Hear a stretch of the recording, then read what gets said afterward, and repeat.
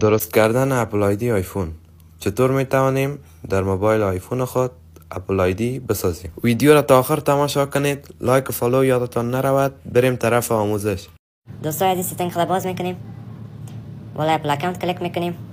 بعدا بالای گزینه don't have an apple account کم صبر میکنیم. اینجا نام متخلص خود انتخاب میکنیم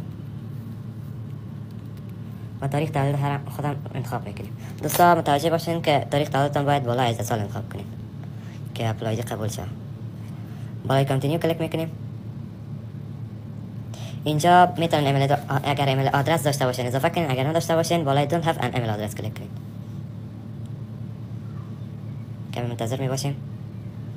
بالای get an iCloud email address کلیک میکنیم. دوستان تیکم فعال میکنیم.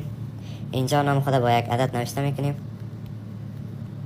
iCloud.com خودش نوشته میباشه. دوستان بالای کانتینیو کلیک میکنیم. بالای کریت ایمیل آدرس.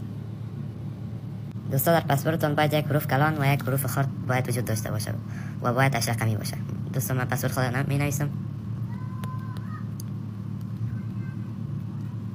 دوباره این پسورد اینجا می نویسیم. بالای کانتینیو کلیک میکنیم. اینجا شماره موبایل تان وارد میکنیم.